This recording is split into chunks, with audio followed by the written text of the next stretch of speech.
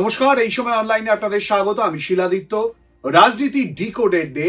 আজ আমাদের অতিথি হুমায়ুন কবির। হুমায়ুন দা, আপনাকে স্বাগত জানাচ্ছি। আপনাকেও স্বাগত জানাই, আপনাদের চ্যানেলকেও। শুভ ইংরাজি বছরের নতুন বছরে গোটা বাংলার মানুষকে আমার পক্ষ থেকে, আমার পার্টির পক্ষ থেকে শুভেচ্ছা জানাই। হুমায়ুন দা, মোটামুটি ধরতে পারি যে নতুন দল তৈরি 6ই ডিসেম্বর ভিত্তিপ্রস্তর স্থাপন থেকে নতুন দল তৈরি একটা 2 মাসের একটা পদ্ধতি আর কি। যদি ব্রিগেডকে কেন্দ্র করে ভাবি, ব্রিগেড ভরাতে পারবেন? দেখুন, আমার টার্গেট আছে ব্রিগেডে 10 লক্ষ মানুষের জমায়েত করব, কিন্তু 10 লক্ষ হবে না তার বেশি হবে না তার কম হবে, সেটা তো 1 ফেব্রুয়ারি প্রমাণ মিলবে। কারণ সেখানে কোনো পকেটের ব্যাপার নাই যে পকেটে ভরে রেখেছি আমি 10,000 ভরে রেখে 50,000 বলছি, এরকম তো বিষয় না। বিষয়টা হচ্ছে ব্রিগেড ময়দানে বাংলার রাজনীতিতে আমার জানা নেই যে কোনো একটি রাজনৈতিক দল যার 2 মাসও বয়স হয়নি, সেই দলটা যেদিন জন্মগ্রহণ করেছে সেদিন 2.5 লক্ষ মানুষের উপস্থিতিতে, এবং তারপরে 1 ফেব্রুয়ারি ধরতে গেলে এই 1 মাস 17-18 দিনের মাথায় একটা ব্রিগেড এর সমাবেশ করছে। হুমায়ুন দা, একটু জল খেয়ে নিন, আমি একটু আপনাকে জল দিচ্ছি। হুমায়ুন দা, আপনি বলছেন যে কলকাতার বুকে আপনি 10 লাখ লোক ভরাবেন আর কি, মানে এটা আপনি একটু জল খেয়ে একটু ভেবেচিন্তে বলুন প্লিজ। আমি জল খাওয়াই আছে আমার, আপনি দিচ্ছেন থ্যাঙ্কস, কিন্তু হুমায়ুন কবির জেনে বুঝে জল খেয়ে না খেয়ে যে টার্গেট সেটা এর আগে করে দেখিয়েছে। এই রাজ্য সরকারের পুলিশ প্রশাসন 6 তারিখে বাবরি ভিত্তি স্থাপনের টাইমে আমাকে আন্ডার এস্টিমেট করেছিলেন, বলেছিল যে কত লোক হতে পারে। আমি বলেছিলাম মিনিমাম 2 লাখ, ম্যাক্সিমাম 4 লাখ। ধরো 30 থেকে 40,000 লোক আপনি জোগাড় করতে পারবেন। আমার ঠিক আছে, দেখা যাবে। তারপরে দেখা গেছে সেখানে 4 লক্ষ লোক জমায়েত হয়েছে। রাস্তায় আরো 4 লক্ষ লোক পুলিশ তাদের ওই এলাকাতে প্রবেশ করতে দেয়নি।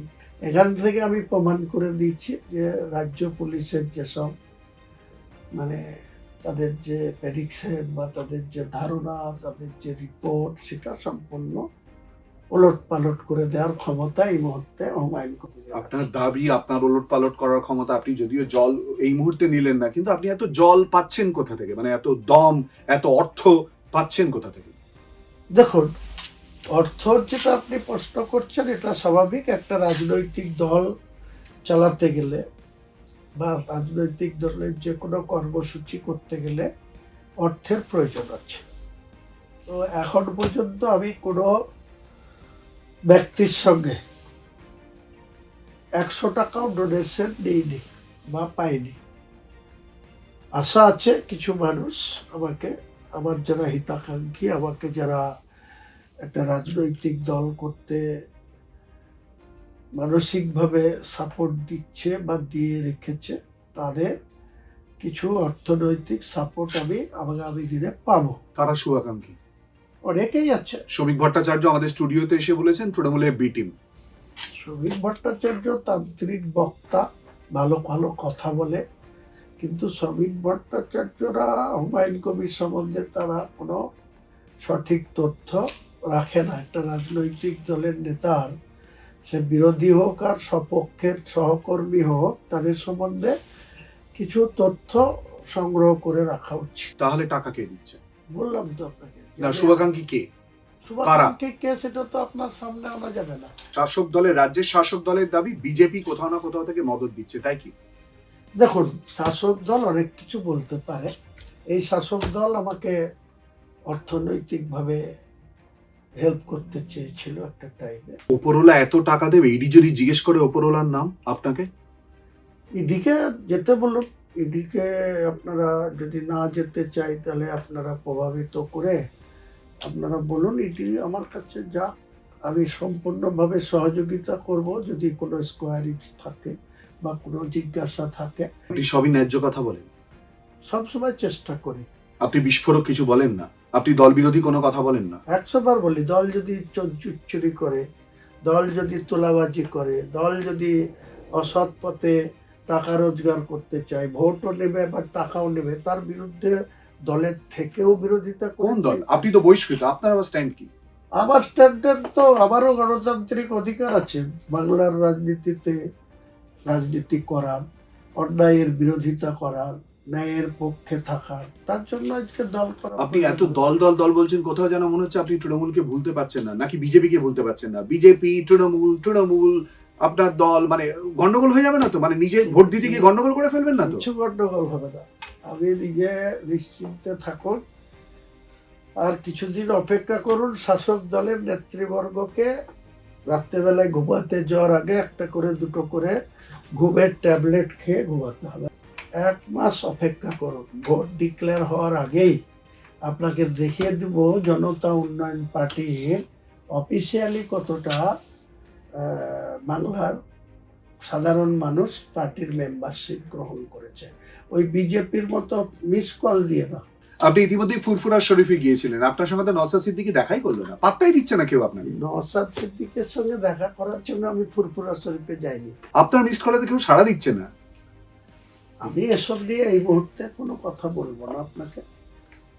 1 ফেব্রুয়ারি ব্রিগেড ডেকেছি, বললাম তো। কোনো রাজনৈতিক দল বাংলার রাজনীতিতে 2 মাস বয়স সেই দলের আর সে ব্রিগেড সভা করেছে, এরকম কোনো ইতিহাস আমার জানা নেই। আপনাদের জানা আছে কিনা বলবেন। আপনি নতুন দল যেদিনকে ঘোষণা করলেন সেদিনকে আপনি প্রার্থীদের নাম ঘোষণা করে দিলেন, যেখানে নিশা চট্টোপাধ্যায়ের নাম চলে এলো। জনতা উন্নয়ন পার্টির চেয়ারম্যান হুমায়ুন কবিরের নিশা বলা বোধ হয় আর ঠিক হবে না। নিশাকে চিনতে পারছেন তো? কিছুদিন আগেই নিশা এখনও চলছে, নিশা ভীষণ ফেমাস, ভীষণ ভাইরাল হয়ে গিয়েছিল। হুমায়ুন কবির, আহমেদটা বারবার চলে আসে। হুমায়ুন কবির তাকে বালিগঞ্জের প্রার্থী হিসেবে বলেন। তারপরে ঘটনা আর কিছু বলছি না, গৌরচন্দ্রিকা করছি না। তারপরে আবার সেই নাম আপনার বিশেষ কারণবশত আপনার ইচ্ছে উইথড্র করে দিলেন, মানে আপনার ইচ্ছে অনুযায়ী সবটা হবে, নীতি নৈতিকতা বলে কিছু নেই। না, ওটা নীতি তো অবশ্যই আছে, পার্টির গঠনতন্ত্র আছে, সব আছে। কিন্তু আমি ওনার নামটা ঘোষণা করতে চাইনি। এমন একজন ব্যক্তি ক্যামাকি স্ট্রিট থেকে এনাকে পাঠিয়েছিল, যেখানে মেন্টালি আমার কিছু লোয়ার লেভেলের যারা কর্মী তাদের কাছে লাগাতার প্রেশার সৃষ্টি করছিল যে ওনাকে ডায়াসে তুলতে হবে। আপনার অফিস ক্যামাক স্ট্রিটে? আমার অফিস না, অল ইন্ডিয়া তৃণমূল কংগ্রেসের প্রার্থী। তো আপনি তো বহিষ্কৃত সেই দল থেকে, আরে আপনি সেই কথা শুনছেন, সেটা আবার বলছেন, এই দাবি করছেন আপনি। আরে সেখান থেকে যে পাঠিয়েছে তার ডিপিতে এখনো অভিষেক বন্দ্যোপাধ্যায়, মমতা বন্দ্যোপাধ্যায়ের নাম রয়েছে। তিনি গিয়ে জনতা উন্নয়ন পার্টিকে প্রভাবিত করে প্রার্থী হতে চাইছে। তারপরে তার এমন এমন ভাইরাল ছবি 3 ঘন্টার মধ্যে জনমানুষে এসছে, আমি সিদ্ধান্ত নিয়েছি, বাধ্য করেছি চেঞ্জ করতে। তো আপনি তো তার মানে পর্যবেক্ষণ করেনই নি, আপনি তো দেখেনই, আপনি তো জানেনই না, আপনি প্রার্থী ঘোষণা করে দিচ্ছেন।